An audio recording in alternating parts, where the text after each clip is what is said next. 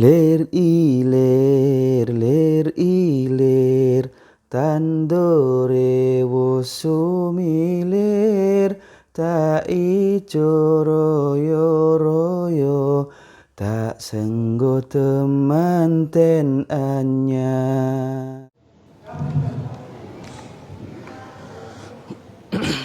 Assalamualaikum warahmatullahi wabarakatuh. Bismillahirrahmanirrahim. Alhamdulillahi rabbil alamin. Wabihi nasta'inu ala umuri dunya waddin. Thumma assalatu wassalamu ala ashrafil mursalin, Sayyidina wa maulana Muhammadin wa ala alihi wa ashabihi wa man tabi'ahum bi ihsanin ila yaumiddin. Amma ba'd. Yang saya hormati Bapak Imam dan seluruh pengurus Masjid Miftahul Jannah,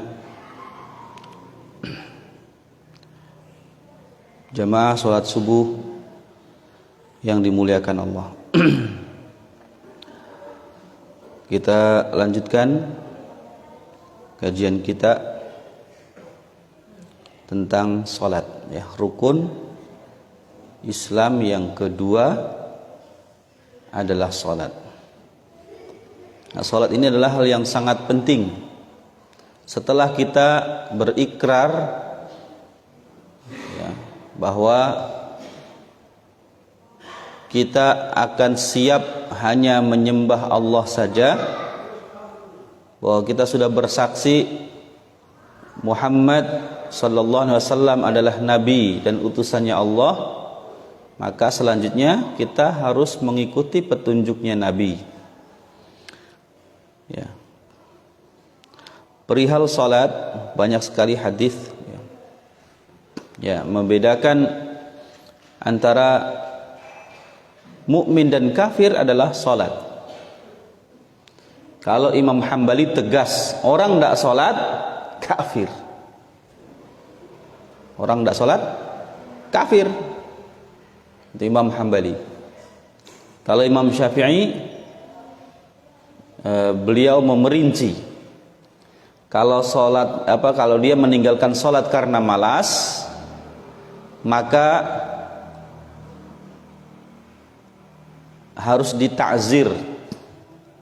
Ditakzir itu dikasih hukuman sama pemerintah, ya, dihukum. Kalau di negara Islam itu dikasih hukuman supaya dia jera, gitu. Tapi kalau dia meninggalkan sholat karena merasa atau bilang sholat setara wajib, ya, kan ada paham-paham seperti itu, ya. Jadi kalau sudah belajar ilmu yang 4 mata itu, ya, disampaikan dengan 4 mata, saya sering dapat begitu karena saya pernah masuk sampai pelosok Gani Timur.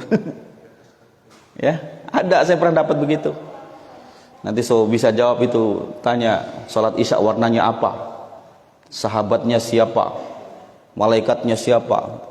Saya ditanya begitu, saya perasaan belajar fikih itu di pondok 5 tahun, habis itu di kampus bertahun-tahun lagi, tidak pernah dapat yang begitu, ya. Saya bilang, saya belum pernah lihat sholat isya warnanya kayak apa. Tuh, kalau katanya sudah dapat ilmu itu, saudara wajib lagi sholat. Nah, kalau meninggalkan sholat karena menganggap sholat tidak wajib, maka dia kafir. Dia telah keluar dari Islam. Ya, jadi materi pembelajaran sholat khusyuk itu ada tingkat dasar. Sekali lagi ini saya ambilkan dari bukunya Ustadz Luqmanul Hakim. Ya, semoga menjadi amal jariah beliau dan bisa kita amalkan. Jadi pertama kita harus tahu tujuan mempelajari sholat khusyuk apa. Terus kemudian harus tahu kedudukan khusyuk dalam sholat itu seperti apa, penting atau nggak penting, gitu, ya. Terus kemudian 6 jenis sholat, kemarin kita sudah singgung ya di pertemuan pertama, 6 jenis sholat. 3 jenis yang pertama itu tidak efektif sholatnya, Ya, tiga jenis. Yang ketiga baru akan ada perubahan-perubahan mendasar dalam akhlak kita. Terus kemudian khusyuk itu ada dua macam, apa aja itu. Nah, kita sudah di level yang mana? Khusyuk yang mana? Ya. Ya, terus kemudian 4 jenis khusyuk yang instan. Terus makna khusyuk yang sebenarnya itu seperti apa? Terus kemudian baru nanti ada metode yang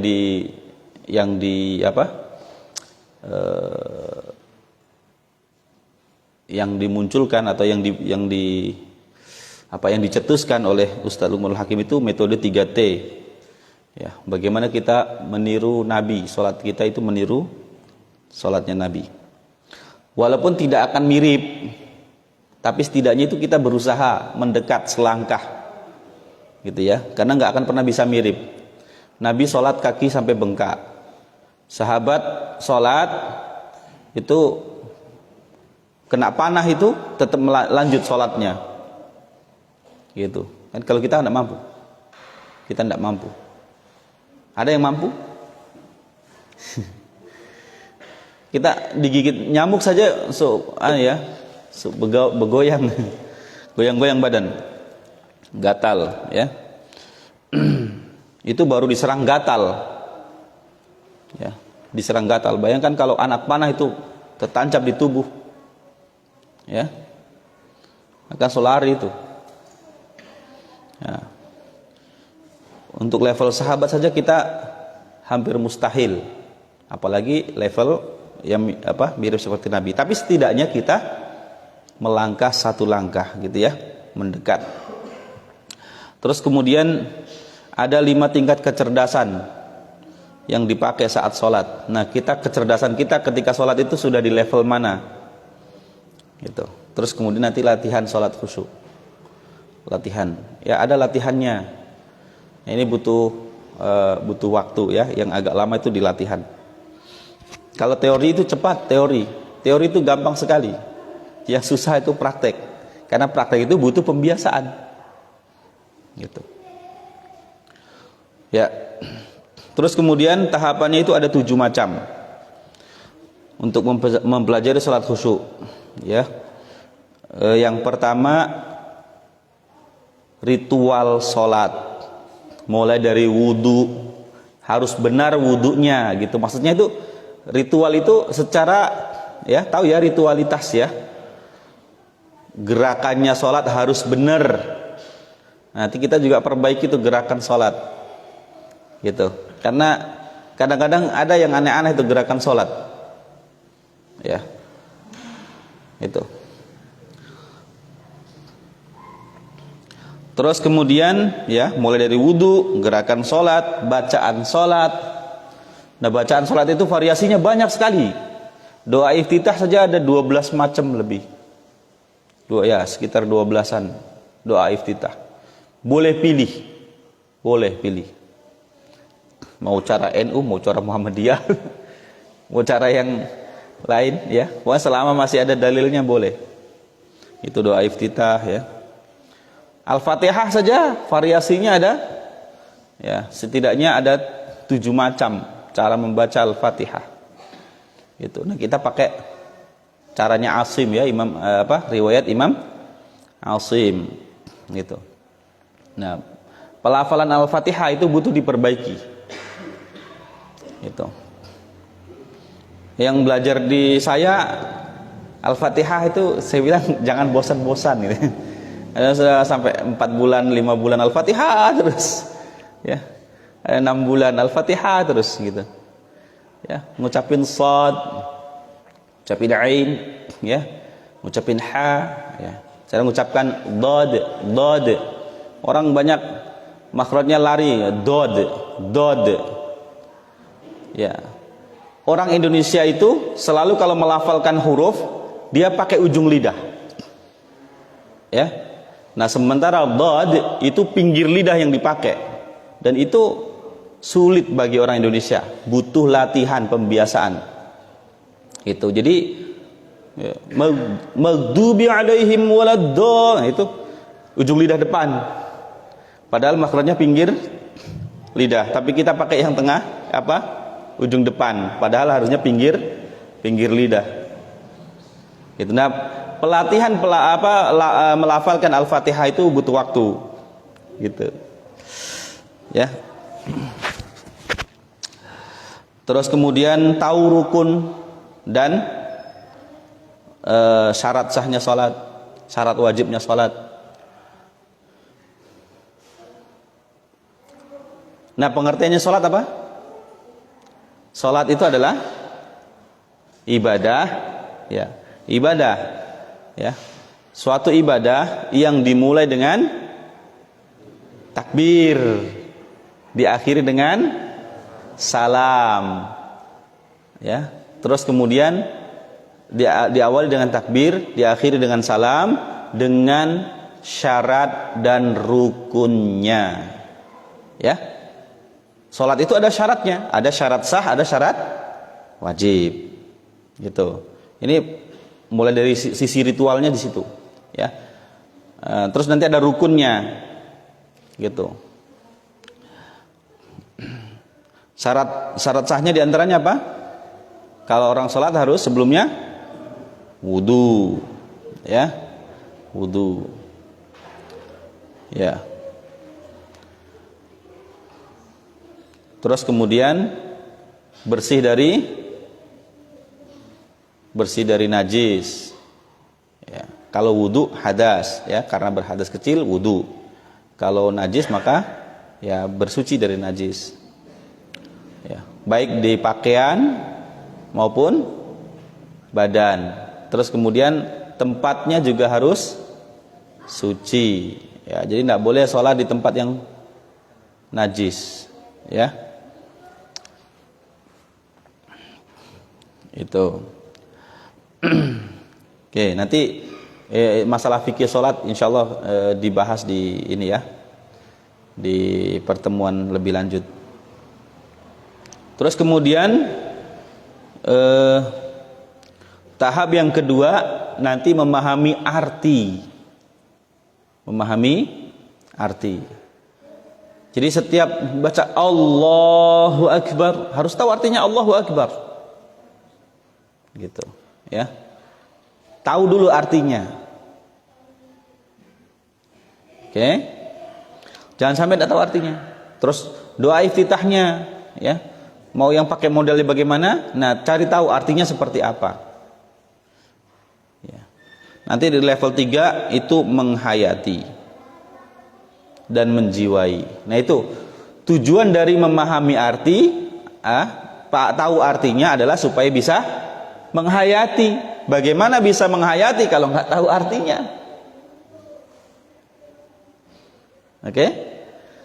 Jadi mustahil kita bisa menghayati, bisa bahkan sampai menitikkan air mata gitu, ya, kalau kita nggak tahu artinya. Jadi ada dua kemungkinan kalau orang nggak tahu artinya tapi bisa menangis, ya. Yang pertama, tersentuh oleh suaranya imam. Imamnya suaranya mungkin membuat dia kayak merasa teringat memori yang menyedihkan. Tiba-tiba dia menangis. Atau saking banyaknya orang di samping-samping menangis, dia ikut menangis, itu yang kedua. Dia nggak tahu artinya. Ya. Ini yang dibaca imamnya kisah masalah neraka gitu. Ya. Kalau nggak paham ya sudah, lewat aja, gitu. Nggak ada getaran dalam hatinya, ya. Jadi tujuan yang ketiga adalah menghayati. Jadi ritualnya mulai dari wudunya benar, gerakannya benar, ya, syarat dan rukunnya sudah benar semuanya. Terus kemudian pelafalannya benar, gitu. Pelafalannya juga harus benar. Nah, terus kemudian yang kedua baru paham arti bacaan salat. Ini tafakur, ya, tafakur. Kemudian tadi yang ketiga adalah menghayati dan menjiwai. Ini tadabbur, mentadaburi semua yang dia baca. Nah, terus kemudian nanti yang keempat, menggabungkan semuanya. Gerakan benar pasti ada tumakninahnya. Tumak nina. Termasuk rukun dalam sholat itu tumak nina. Jadi sholat itu nggak boleh cepat-cepat, ya. Jangan terlalu buru-buru sholat. Ya. Allahu Akbar. Ada orang tarawih 23 rakaat hanya 10 menit atau 7 menit atau 10 menit ya. 10 menit, bayangkan 10 menit 23 rakaat. Berarti kalau satu rakaatnya berapa menit? Berapa menit? Setengah menit nggak sampai ya. Setengah menit nggak sampai. Baca Al-Fatihahnya bagaimana? Alhamdulillah. Itu pokoknya cepat. Alhamdulillah. Amin. Bismillahirrahmanirrahim. Allahu Akbar. Allahu Akbar. Allahu Akbar. Allahu Akbar gitu. Itu kasihan yang teteh-teteh itu, oh, ya, langsung encok itu kalau. Saya dulu pernah di pesantren dulu. Kalau di pesantren, di dalam pesantren kan sholatnya lama, kan pakai satu halaman setiap rakaat kan 23 rakaat, setiap rakaatnya satu halaman, kan lama tuh, ya. Jadi dapatnya 1 juz. Lama bisa 2 jam. Nah, pas yaitu waktu saya masih di pesantren, waktu sedikit-sedikit nakal ya. Pas nggak ada yang jaga gitu, saya dengan beberapa teman itu pergi ke musola di luar pesantren. Di situ cepat tarawihnya, gitu. Itu karena ndak terbiasa, itu sholat di situ kami tertawa terpingkal-pingkal, tertawa dengan keras, ya. Tapi tertawa ditahan-tahan karena takut ganggu orang, gitu. Karena belum rukuk mereka sudah sujud. Allah. Ya, ya. Maksudnya tuh kami kira itu cepat ya cepat, tapi nggak segitu juganya kali gitu ya. Gitu, ekspres betul. Kalah itu kereta Argo Bromo. Ya, cepat. Nah, tumak ninah itu adalah wajib. Dalam ruku, dalam sujud itu wajib. Dalam duduk di antara 2 sujud ya. Terus kemudian tahiyat i'tidal ya. Itu harus tumak ninah, tenang ya. Tidak boleh cepat-cepat. Oke, terus kemudian tahap yang kelima, memahami dan mempraktekkan. Tadi tahap yang keempat itu adalah tumak ninah, tafakur juga, tahu artinya ketika apa yang dibaca dalam sholat, tahu artinya, kemudian mulai latihan menghayati, gitu. Nah, nanti tahap kelima itu memahami dan mempraktekkan filosofi dan prinsip-prinsip dalam sholat, ya, gitu. Misalnya kenapa sebelum sholat harus wudu, bersuci, ya. Jadi Islam mengajarkan umatnya bahwa kita hidup itu harus bersih, bersih lahir, bersih batin. Rizkinya harus bersih, bukan berasal dari berbuat zalim, entah itu mencuri, korupsi, ya, merampok, ya, dan lain-lain. Baik merampoknya dengan cara kasar maupun cara lembut. Tahu cara lembut? Merampok dengan kewibawaan. Misalnya nih, ya, bapak-bapak kan kalau sama ustadz kan ada rasa hormat ya, langsung panggil, Pak sini, berapa dompet? Gitu. Keluarkan dompetnya, ada berapa di situ? Ada 500.000. Ah, keluarkan, ya. Gitu. Nanti Allah ganti 10 kali lipat. 500.000 akan jadi 5 juta. Gitu. Orang kalau sudah disuruh maju, kalau nggak dikasih kan malu hati, ya kan? Malu hati. Nah, itu sama aja, itu ustadznya sedang ngerampok, tapi ngerampoknya dengan cara lembut. Ya, biasanya kalau ngerampok itu ada yang pakai pisau, Kalau ini ngerampoknya pakai rasa malu, sama aja, itu tidak boleh. Ya. Yang petugas juga itu, misalnya polisi, ya, polisi lalu lintas, nah biasanya yang paling sering kan.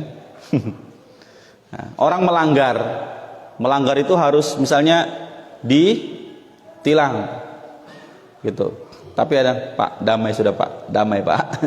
Jalur belakang damai, masuk kantong, itu rezekinya ndak halal. Ya. Nah, jadi kenapa harus wudu? Praktekkan kehidupan bersih lahir, bersih batin. Ya. Terus kemudian persatuan. Umat Islam itu harus bersatu. Kan kiblatnya satu. Makanya kalau orang sholat itu ngadep kiblat semua, nggak ada ngadep tempat lain. Ya. Dalam satu masjid misalnya ada yang ngadep ke sana, ada yang ngadep ke sana, nggak ada. Semuanya menghadap ke arah yang satu. Islam ngajarin kita dari sholat itu supaya kita bersatu. Nggak peduli backgroundnya apa. Mau bapak orang NU, mau Muhammadiyah, mau Salafi, mau Persis, mau apa lagi, Jamaah Tabligh, mau pokoknya segala macam aliran, selama masih ahli sunnah wal jamaah, pasti ngadep sholatnya kiblatnya ke sana, ke arah Ka'bah. Kita diajar untuk bersatu, itu, ya. Jadi kalau asli original umat Islam, kita harus menghargai perbedaan. Manusia itu diciptakan berbeda-beda, pemikirannya beda-beda, sukunya beda-beda, bahasanya beda-beda, warna kulitnya juga berbeda-beda, ya. Tapi tujuannya itu cuma Allah sebutkan dalam Al-Quran, tujuan itu saling kenal. Kalau udah kenal, saling menghargai. Kalau udah saling menghargai, saling mencintai karena Allah. Itu sudah diwujudkan dalam kisah dulu sahabat. Sahabat itu ada yang kulit hitam, ada yang orang Persia, ya, Arab banyak, ada yang orang Romawi, orang Romawi, ya, ada, gitu. Dan mereka bersatu padu, ya, membawa kejayaan Islam, gitu. Jadi kalau kita baku hantam sendiri antar umat Islam, siapa yang senang? Yang senang setan, gitu. Jadi kita udah dilatih oleh Allah minimal 5 kali sehari, ya, untuk bersatu. Allahu Akbar, membesarkan kalimat Allah, tapi masih berantem juga gara-gara beda warna baju. Nah, warna baju itu macam-macam tadi. Organisasi itu hanya sekedar warna baju saja. Pada hakikatnya sama, kita umat Islam. Terus kemudian bekerja sama, ya. Itu diajarkan lewat sholat jamaah, ya, sholat jamaah antara pemimpin dengan yang dipimpin harus harmoni. Pemimpinnya Allahu Akbar, ngikutin Allahu Akbar, nggak boleh bikin yang lain makmumnya, gitu, ya. Terus kemudian bersatu, menyatukan antara aktivitas dan doa. Sholat itu ada gerakan, ada ucapan, gitu. Dari dalam setiap gerakan kita selalu dengan disertai doa, ya. Mau minum, Bismillah. Sudah minum, Alhamdulillah. Mau makan, Bismillah minimal, ya. Kalau nggak hafal Allahumma barik lana, Bismillah minimal. Selesai makan, minimalnya Alhamdulillah. Mau masuk masjid, doa. Keluar masjid, doa. Semua aktivitasnya selalu dibersamai dengan doa. Terus disiplin waktu. Kalau udah dengar Allahu Akbar, Allahu Akbar, oh waktunya sholat, gitu.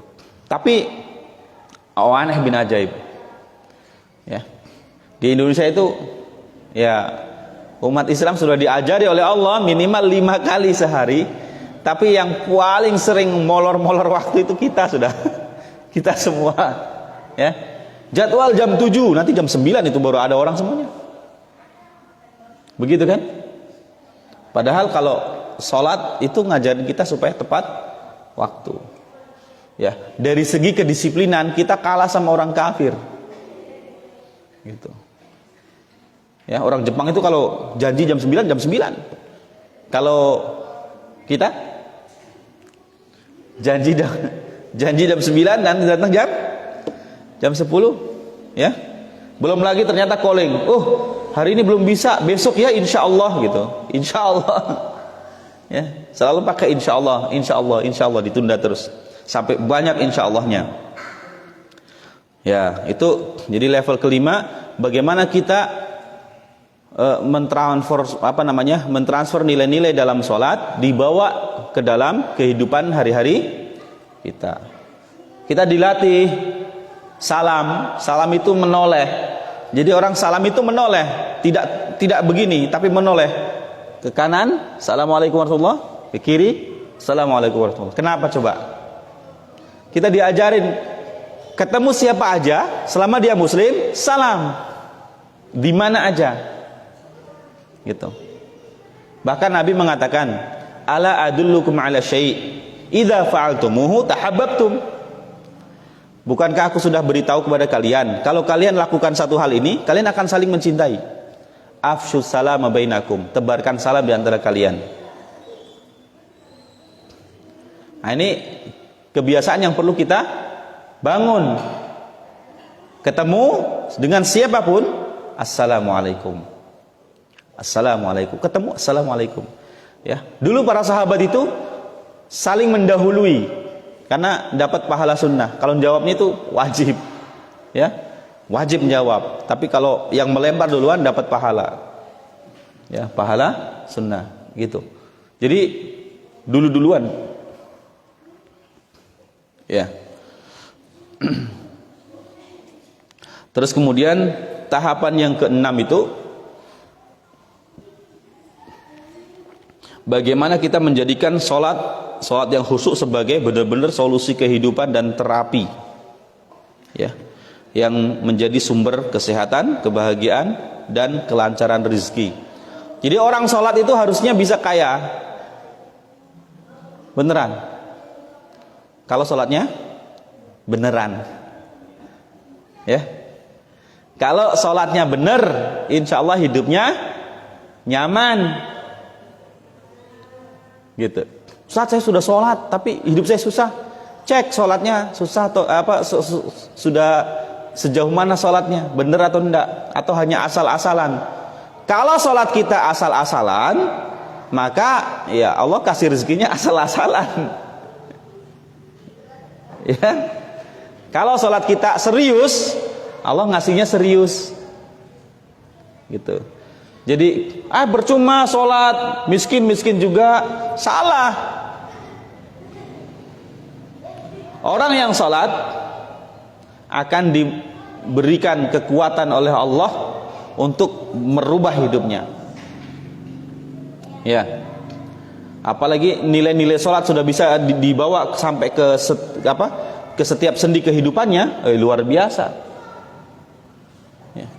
Bapak menjadi orang yang sangat ramah, ketemu siapapun salam, ya. Akhirnya jadi orang, ini orang sangat ramah, gitu. Terus kemudian bapak menjadi orang yang sangat dipercaya oleh orang-orang. Kalau nitip barang ke orang ini, gitu, ya. Nah, kira-kira kalau bapak menjual sesuatu ke orang-orang tadi, ya, terus menjelaskan ini manfaatnya begini, orang percaya nggak? Percaya. Jadi bisnisnya lancar, gitu. Ya, itu gambaran kasarnya aja begitu. Jadi kalau orang sholatnya benar, rezekinya lancar. Tapi itu Ustaz, ada orang kafir itu tidak sholat, ya kan? Rezekinya lancar juga. Ya, rezeki itu bukan melulu uang. Rezeki tidak sebatas uang. Kesehatan, rezeki. Pasangan, rezeki. Ya. Itu. Apalagi uang, rezeki juga. Ya, ketenangan hidup, rizki. Ada orang duitnya banyak, tapi hidupnya merana, ya. Dia merasa sumpek dengan kehidupan. Gitu. Banyak kita jumpai begitu.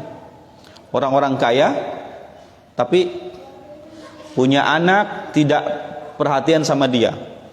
Apalagi malah dia udah tua sampai diungsikan ke panti jompo gitu. Kan kasihan, padahal punya anak. Ya. Nah, ini perlunya kita introspeksi diri ya, introspeksi diri.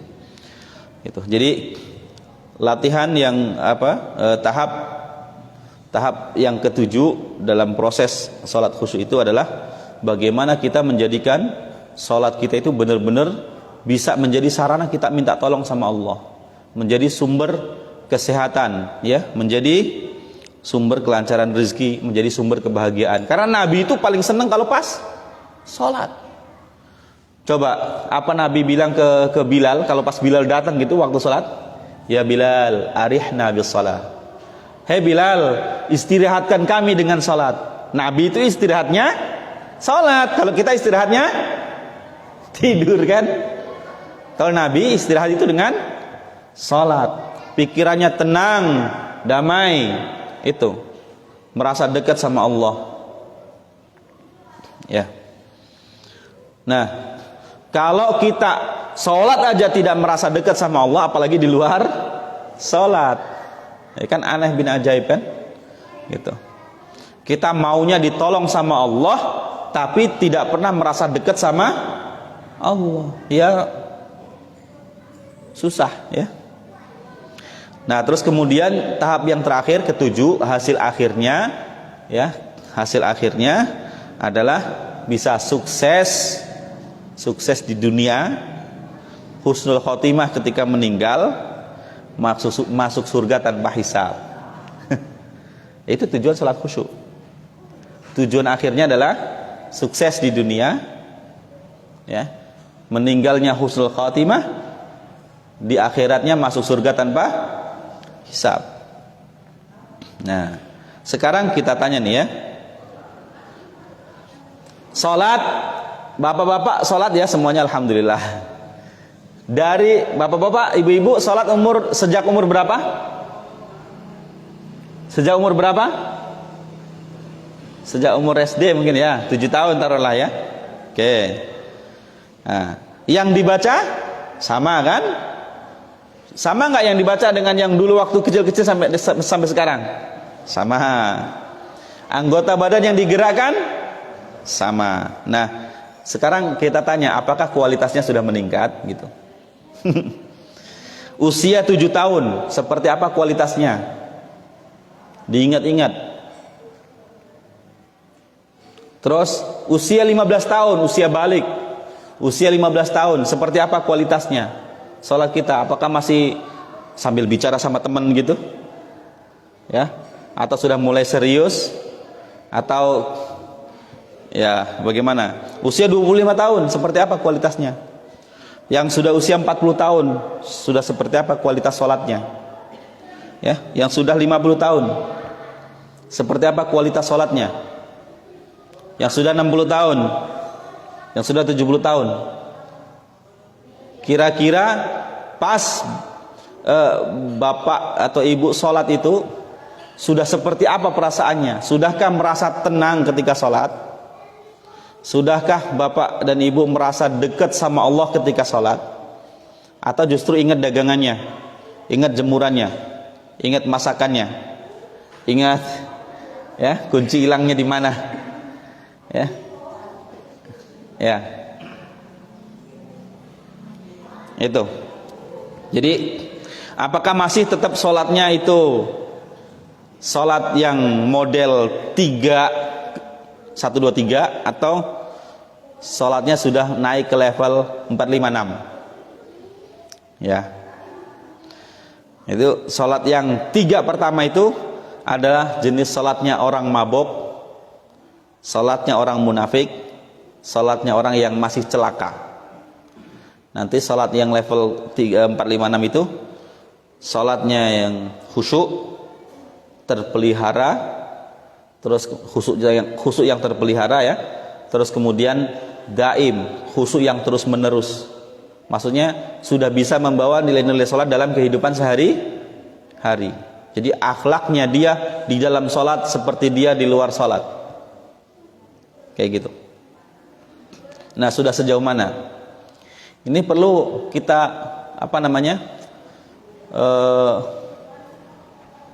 berkaca diri, ya.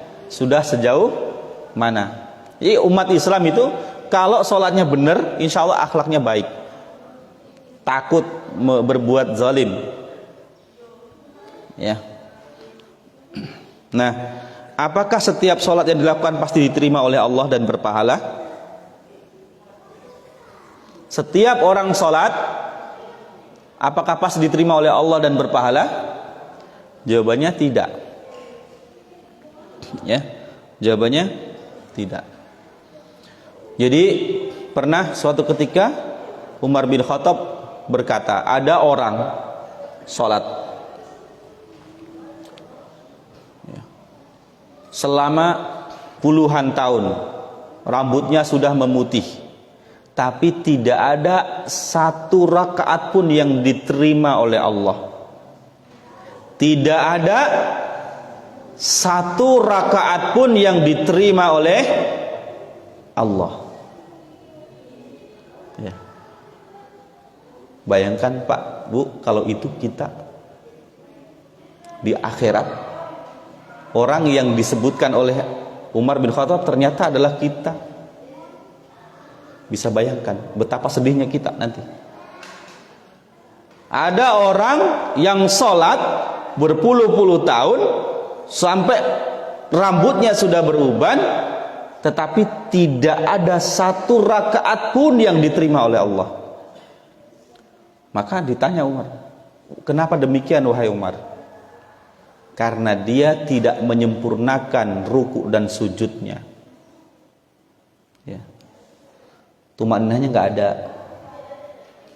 pikirannya kemana-mana.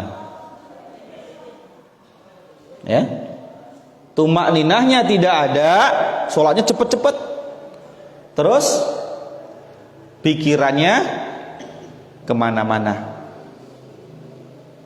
Ya. Imam Ghazali lebih keras lagi pernyataannya.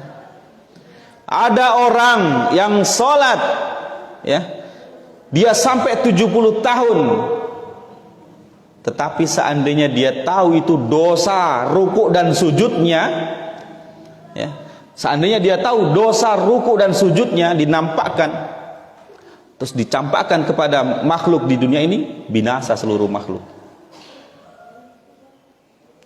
Dia sholat, dia ruku, dia sujud, tapi kata Imam Ghazali dia berdosa. Kenapa? Ditanya, kenapa wahai imam, kenapa demikian? Beliau mengatakan, karena dia tidak menyempurnakan ruku dan sujudnya. Sholatnya cepat-cepat, tidak tumakninah, pikirannya kemana-mana. Ya. Nah, bayangkan kalau itu ternyata adalah sholat kita. Maka betapa pentingnya ini melatih pikiran kita, melatih hati kita dalam sholat, supaya benar-benar kita itu itminan. Itminan itu artinya tenang, ya. Ala bidzikrillahi tatmainnul qulub. Ketahuilah dengan berzikir kepada Allah hati menjadi tenang. Nah, sudahkah kita kalau berzikir itu hati kita tenang atau gelisah? Gitu. Ada orang berzikir tapi hatinya gelisah. Mikirnya karena pikirannya di tempat lain. Dia yang berzikir hanya lisannya. Itu. Ya.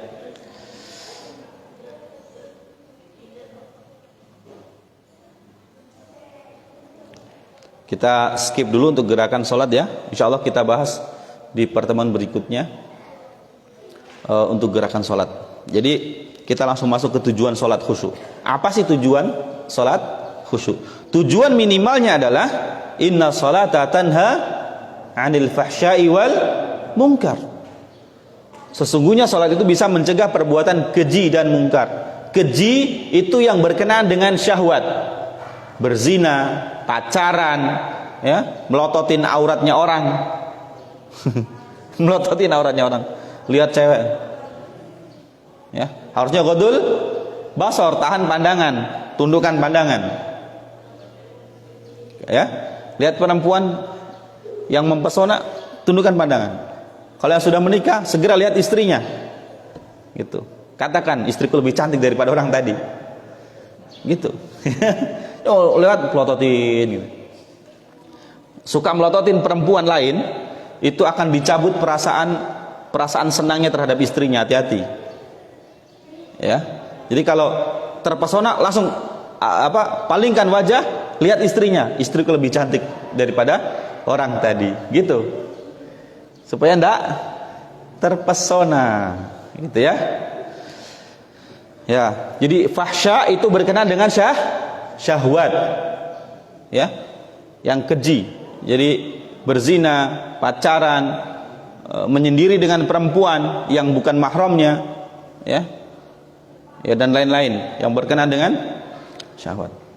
Termasuk hati-hati kalau bawa HP, ya, di tempat yang sendiri, akhirnya buka video-video tidak jelas. Nah, orang tidak tahu, tapi Allah kan tahu kan? Ya, jadi itu yang perlu kita tanamkan dalam hati kita. Allah Maha tahu. Terus kemudian kalau mungkar itu sesuatu yang hati kita menolaknya. Ya. Kezaliman ya. Kezaliman itu mungkar. Misalnya mencuri, ya, merampok, korupsi. Orang korupsi itu kalau ditanya, "Bapak, korupsi itu dosa enggak?" Dosa gitu. Kenapa Bapak korupsi? Ya, terpaksa. Kok terpaksa? Ya, terpaksa. Kan kenapa? Kebutuhan metua biasanya gitu. Ya, kebanyakan orang korupsi itu gara-gara desakan dari istri biasanya. Istri maunya dibelikan tas harganya yang 200 juta gitu. Gaji 60 juta. Akhirnya apa? Ada proyek gitu. Akhirnya mainkan proyek. Ya. Awal mulanya dari perempuan biasanya, karena perempuan itu sukanya harta. Ya, nah fitnahnya laki-laki baru wanita. Gitu. Ya, maka kalau perempuannya, kalau seorang istri baik, insya Allah laki-lakinya baik, ya, suaminya akan baik. Maka jadilah seorang perempuan yang baik-baik, ya, nanti jadi istri yang baik-baik, jadi seorang ibu yang membesarkan anak yang baik-baik. Ya, jadi tujuan salat yang paling minimal adalah kita itu enggak berbuat zalim kepada diri kita sendiri maupun orang lain, ya. Kita bisa mencegah perbuatan yang sifatnya keji maupun mungkar. Nah, tahap lanjutan itu adalah memperbaiki akhlak. Memperbaiki akhlak, ya. Sebagaimana Allah berfirman, "Wa innaka la'ala khuluqin 'azim." Dan sesungguhnya engkau wahai Muhammad benar-benar berbudi pekerti yang agung, yang mulia, bersih, benar, jujur, disiplin, dan lain-lain. Orang senang, Pak, kalau bergaul dengan orang yang sifatnya bersih, jujur, disiplin. Itu orang senang. Siapa yang tidak senang bergaul dengan orang-orang yang seperti ini? Nah, siapa yang senang bergaul dengan orang-orang yang sebaliknya, pelit, ya, jorok, terus kemudian suka menunda-nunda waktu gitu, ya, terus kemudian sering bohong? Siapa yang senang bergaul? Pasti kita akan lebih senang bergaul dengan orang-orang yang bersih, jujur, ya, disiplin, ya, kemudian dermawan. Itu kita akan senang bergaul dengan orang yang demikian.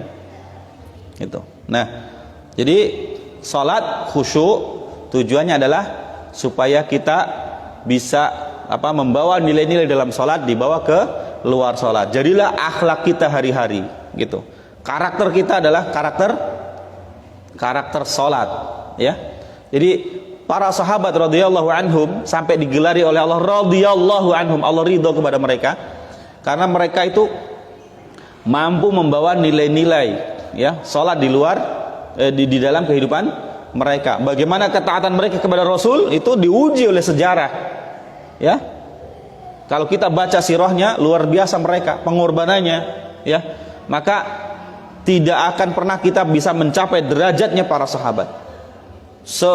Kata Nabi, apa namanya, setangkup kurma yang para sahabat sedekahkan itu, kita nggak akan bisa ngimbangi walaupun seluruh dunia ini kita infakkan, nggak akan bisa mengimbangi pahalanya. Beda, karena mereka menginfakkan itu dengan benar-benar pengorbanan yang dahsyat, ya, pengorbanan yang luar biasa, gitu. Masih lanjut atau sudah? Sudah waktunya? Selesai? Ya, satu lagi, satu apa? Slide lagi. Nah, khusyuk dalam sholat itu penting, tidak penting, sunnah atau wajib?